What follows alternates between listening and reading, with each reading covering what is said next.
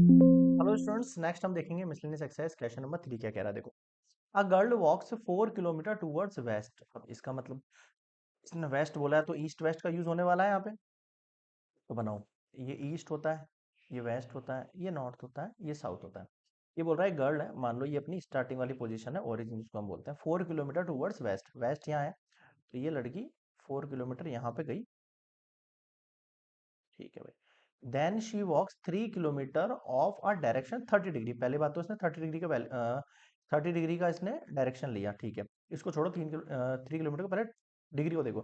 30 kilometre लिया इसने, कहाँ से लिया? East of north. तो मैंने हमेशा बताया था, जो ईस्ट ऑफ नॉर्थ लिखा हुआ है तो उसमें जो लास्ट वाला पॉइंट होता है वहां जाता है, जाएगा कहाँ? वो ईस्ट ऑफ नॉर्थ, मतलब ईस्ट के नॉर्थ की तरफ। ईस्ट के नॉर्थ की तरफ, तो वो इस तरफ निकलेगा। यहां से जो एंगल बन रहा है ना, ये परपेंडिकुलर भाई, या तो वो ऐसे उड़ जाती, ऐसे ना उड़ के वो कितनी हो गई, 30 डिग्री बैंड हो गई। यहाँ से कितने हो गई? 30 डिग्री ऐसे बैंड हो गई। समझ गए? यहाँ गई वो और कितनी चली वो? 3 किलोमीटर चली भाई यहाँ पे भी। फिर एंड स्टॉप। अब यहाँ पे वो स्टॉप हो गई चलती चलती। ठीक है भाई, यहाँ चल के स्टॉप हो गई।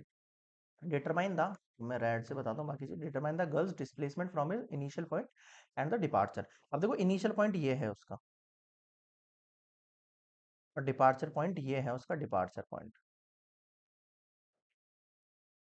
ठीक है, अब इनमें रिलेशन क्या होगा? ये रहा। अब भाई पहले वो यहाँ से यहाँ गई, फिर यहाँ से यहाँ गई, अब उसे कहाँ से जाना है? अब वो इस डायरेक्शन में जाएगी। किस डायरेक्शन में जाएगी? इस डायरेक्शन में जाएगी। अब देखो, ये 30 है तो ये वाला पॉइंट कितना होगा? 60 होगा। तब 90 डिग्री का ट्राइंगल होता है। तो अब यहाँ पे डायग्राम समझ में आ गया आपको, डायग्राम कैसे बनाना है? ठीक है, अब समझो इस चीज को। अब हम क्या लगा रहे हैं यहाँ पे? ट्राइंगल लॉ लगा रहे हैं। आप चाहो तो उनको नेमिंग दे सकते हो, ABC करके ना, by triangle law of addition. देखो, ये आपका O हो गया पॉइंट, इसको आप A नाम दे दो और इसको आप B नेमिंग दे दो। ठीक है, अगर मैं ट्राइंगल ऑफ एडिशन निकालूं तो आपको निकालना क्या है? OB वेक्टर, और वो किससे निकलेगा? OA वेक्टर के सम से। ये मैंने सबसे स्टार्टिंग वाला एक्सरसाइज है ना, उसका कंसेप्ट बता रहा हूं मैं आपको, प्लस AB वेक्टर के कंसेप्ट से। ये आपकी फर्स्ट इक्वेशन हो गई। अब सबसे पहले वेक्टर निकालना है आपको, OA वेक्टर। अब आप ध्यान लगाओ, एक तो ये होती है आपकी पॉजिटिव एक्स एक्सिस, ये होती है आपकी नेगेटिव एक्स एक्सिस। ये होती है पॉजिटिव वाई एक्सिस, ये होती है नेगेटिव एक्सिस।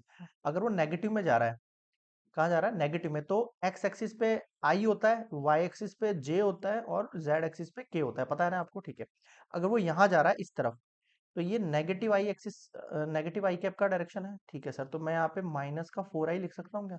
ठीक है सर, एक्स एक्सिस के ऊपर केवल 4i कैप होगा, जे और के नहीं होंगे, क्योंकि यहाँ पे इस वाले जो एक्स एक्सिस है, एक्स एक्सिस के ऊपर 1 0 0 वर्क करता है। पता है, एक्स वाई 0 और जेड 0। ये अपने इंट्रोडक्शन वाले पार्ट में सीखा, आगे पीछे वाले एक्सरसाइजेस के अंदर। ठीक है सर, और ये नेगेटिव क्यों है? क्योंकि नेगेटिव डायरेक्शन में चल रहा है ये। ठीक है, तो ये हो गई सेकंड इक्वेशन। अब देखो अगला ए बी। अब ए बी निकालने में समस्या है, उसको मैं आपको रफली समझाता हूँ। देखो, ये ऐसा है पॉइंट, ये है आपका ए बी, ये है आपका ए बी, ये है आपका 60 डिग्री। अब आपको पता है, जो एक्स एक्सिस होता है, जो एक्स एक्सिस होता है, मान लो ये आर वेक्टर है, तो ये आर वेक्टर कॉस थीटा होता है। ये अगर ये थीटा है तो, फिलहाल के लिए थीटा 60 डिग्री है। भाई एक्स एक्सिस पे कॉस थीटा होता है, और वाई एक्सिस पे क्या होता है? आर साइन थीटा होता है। कुछ समझ में आया? एक्स एक्सिस पे कॉस थीटा और वाई एक्सिस पे साइन थीटा। ऐसे करते हैं हम? हाँ सर, करते तो ऐसे ही है। तो आप मुझे बताओ, इस आर की, आर पोजीशन वेक्टर की वैल्यू क्या हो जाएगी? आर आपका एज अ पोजीशन वेक्टर है, इसकी वैल्यू क्या हो जाएगी? इन दोनों का सम होगा, इन दोनों का सम होगा। आर वेक्टर की वैल्यू क्या दे रखी है आपको फिलहाल यहाँ पे? आर आपके लिए देखो कौन है, ये 3 दे रखा है आपको। तो ये आर नहीं मान रहा, क्या मानना है? ये 3 cos 60 डिग्री लेना है आपको, और ये क्या लेना है? 3 sin 60 डिग्री लेना है। समझ में आया कुछ? ठीक है, 60 डिग्री के साथ एंगल बना रहे हैं। ठीक है सर, ये 60 डिग्री के साथ नीचे से ऊपर बना रहा है कॉस थीटा, ये बना रहा है साइन थीटा। तो आप मुझे बताओ, ए बी वेक्टर का वैल्यू कितना हो जाएगा? सर, ए बी वेक्टर का वैल्यू हो जाएगा 3 cos 60 degree I cap plus 3 sin 60 degree J cap, और इसमें जेड है नहीं तो एक्स और वाई की वैल्यू हो गई है। तो ए बी वेक्टर की वैल्यू कितनी हुई? 3। तो मुझे बता, cos 60 की वैल्यू कितनी होती है जो sin 30 की वैल्यू होती है, यानी कि हाफ। तो मैं 1/2 लिख के आई कैप लगा दूं डायरेक्टली। ठीक है सर, sin 60 की वैल्यू कितनी होती है? √3/2। तो ये 3√3/2 जे कैप हो गया।